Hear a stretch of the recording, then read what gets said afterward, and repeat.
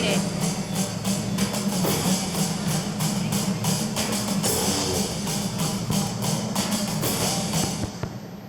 ஈசனே, தங்களை வணங்குகிறேன். தங்களை பார்ப்பதற்காக வெகு நேரமாக நீண்ட வரிசையில் காத்திருந்தேன்.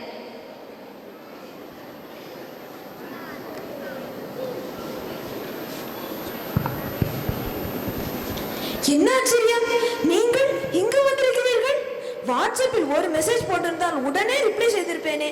சரி சொல்லுங்கள், காரணம் இல்லாமல் இங்கு வரமாட்டீர்களே. எப்படி போய் கொண்டிருக்கிற உங்கள் தொழில்? அதை ஏன் கேட்கிறீர்கள்? முன்பை விட பணிச்சுமை அதிகமாகிவிட்டது. அதான் தங்களை பார்த்து சூழலை விளக்கலாம் என வந்தேன். நேரில் வந்து சொல்லும் அளவுக்கு என்ன நடந்தது?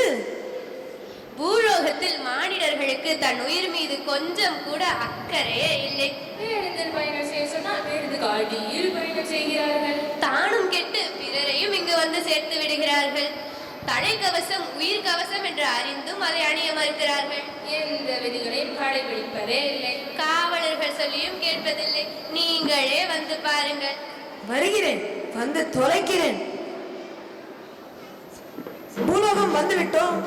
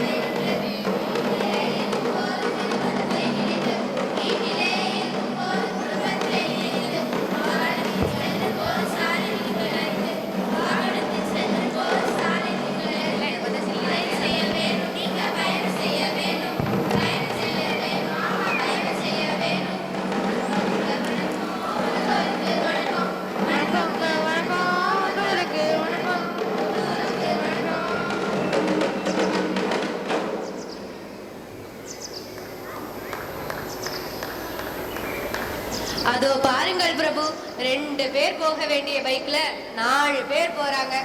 அதிலும் ஒருவன் ஃபுட்போர்டுல தொங்கி கொண்டே போகிறான். யமதர்மா, உன் பாசக்கயிற்றை அவர்கள் மீது வீசு. அவங்க சிட்டா பறந்துட்டாங்க பிரபு.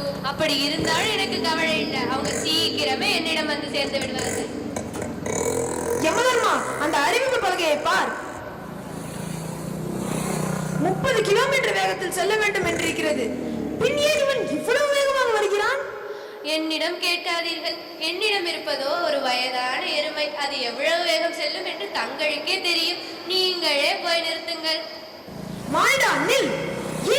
ஏன் இவ்வளவு வேகம்? அந்த அறிவிப்பு பலகையை பார். 30 கிலோமீட்டர் வேகத்தில் செல்ல வேண்டும் என்றிருக்கிறது. நீ இவ்வளவு வேகமாக வருகிறாய்? ஆமா, 30 கிலோமீட்டர் ஸ்பீட்ல போறதுக்கு தான் நான் 3 லட்சம் ரூபாய்க்கு வண்டி வாங்கியிருக்கேன். நான் யாரையா, நீ எந்த காலத்துல இருக்க? இப்பெல்லாம் ஸ்பீடா போறதுதான் கெத்து. என்னையா இது? இந்த மானிடர்களுக்கு உயிர் மேல கொஞ்சம் கூட அக்கறையே இல்ல. இதற்கே அழுத்து கொண்டால் எப்படி? இன்னும் நிறைய இருக்கு. போக போக நீங்களே பாப்பீங்க. போக போக பாப்பேனா? எங்க போய் பார்க்கணும்? எங்கும் போய் பார்க்க வேண்டாம். அனைத்தும் இங்கேயே நடக்கும். எப்பா, என்ன சத்தம் அது? கைலாயமே கதறும் அளவுக்கு. ஒன்றுமில்லை பிரபு, ஒளி எழுப்புகிறார்கள் வழி விடுவதற்காக. அதான் சிவப்பு எரிகிறது. நிற்கத்தானே வேண்டும்.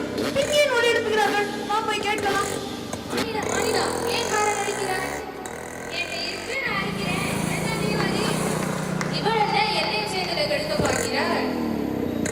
அங்கே பாருங்கள், அங்கே பாருங்கள். காருக்கு பின்னாடி ஒருவன் தலையை ஆட்டிக்கொண்டே ஆரடிக்கிறான். அவனிடம் சென்று கேட்போம். அதான் சிவப்பு எரிகிறது. ஏயா, நான் சரியா தான் பேசுறேனா? ஆமா பிரபு. அடே மானிடா, யோ, கரெக்டா தான் பேசுறேனா? ஆமா பிரபு, ஆமா. இவன் என்ன யாருன்னு நினைத்துக் கொண்டிருக்கிறான்? இவனை நான் என்ன செய்ய போகிறேன் பாருங்கள். பிரபு, அமைதி அமைதி. இவன் உயிரை எடுக்க போகிறேன். அவன் காதில் உள்ளதை எடுத்தால் போதும். என்ன இது? கருவட்டில் கால் வச்ச மாதிரி இருக்கு.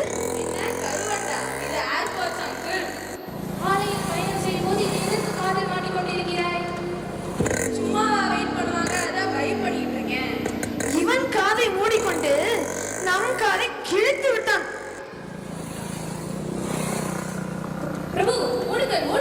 ஏன் ஏன் என்ன ஆயிற்று? ஏன் பதறுகிறாய்? பச்சை விளக்கு போட்டு விட்டார்கள். அதனால் என்ன? கண்ணுக்கு தெரிய மாட்டோமா? இழுத்துவிட்டு சென்றுவார்களா என்ன? இடித்து விட்டு மட்டுமல்ல, நம் மீது ஏற்றி விட்டே செல்வார்கள்.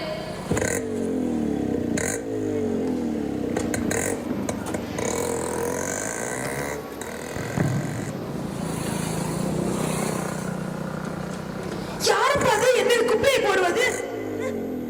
அதோ அந்த பள்ளி வாகனத்திலிருந்து தான் அது விழுகிறது பிரபு.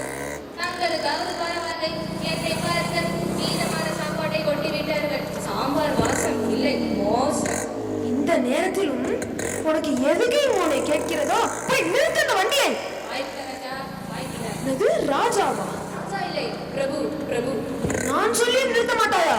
அப்படி இல்லை பிரபு, அது பள்ளி வாகனம். படிக்கும் மாணவர்கள் உள்ளே இருக்கிறார்கள். காலதாமதமாக சென்றால் அவர்களின் படிப்பு கெட்டு விடாதா? நீ என்ன சொல்கிறாய்? அந்த வண்டிக்குள் இருக்கிறார்கள் படித்த மாணவர்களா? நம்ம மீது குப்பையை போட்டவர்கள் படித்தவர்களா? படித்தவர்கள் படிக்காதவர்கள் என்றெல்லாம் இந்த மண்ணில் இல்லை பிரபு. படிக்காதவன் அறியாமல் மீறுகிறான், படித்தவன் அறிந்தும் மீறுகிறான். அதோ பாருங்கள், அங்கு வருபவரை பார்த்தால் கூட படித்தவர் போல் தான் இருக்கிறது. இருந்தும் என்ன செய்ய, தலைக்கவசம் அணியாமல் வருகிறார். மாநில அண்ணன், நீ தலைக்கவசம் அணியவில்லை, அத்தோடு அலைபேசியில் பேசிக்கொண்டே வருகிறாய். ஏன் இப்படி செய்கிறாய்? தலைக்கவசம் போட்டா முடி கலைஞ்சிரும்ல.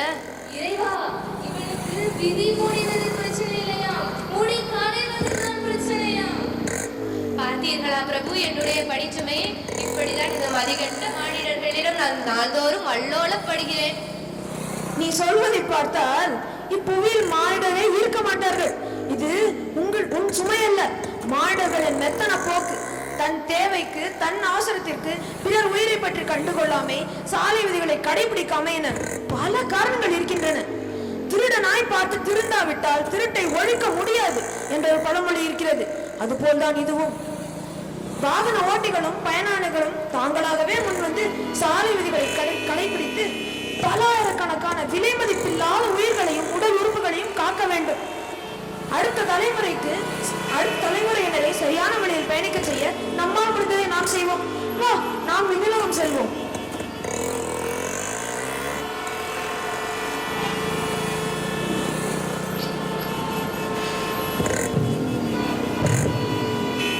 ஓட்டு போடுவது மட்டும் நமது கடமை என்று, ஓட்டு போடுவது மட்டும் நமது கடமை என்று, ஓட்டு போடுவது என்றுமே நமக்கு கடமை உண்டு, ஓட்டு போடும் என்றுமே நமக்கு கடமை உண்டு.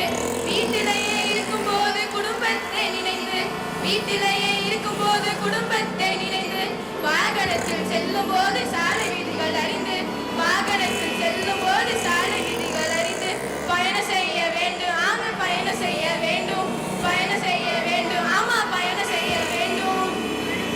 வணக்கம் வந்தோருக்கு வணக்கம், வணக்கங்க வணக்கம் வந்தோருக்கு வணக்கம், வந்தோருக்கு வணக்கம்.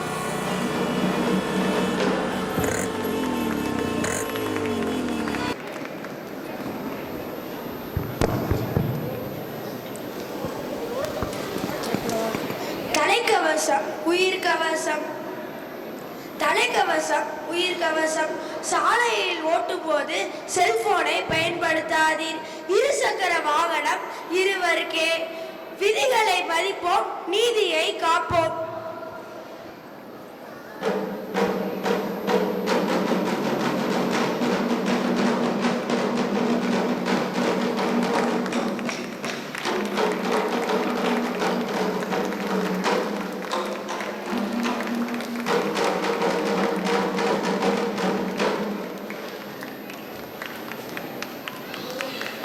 Thank you.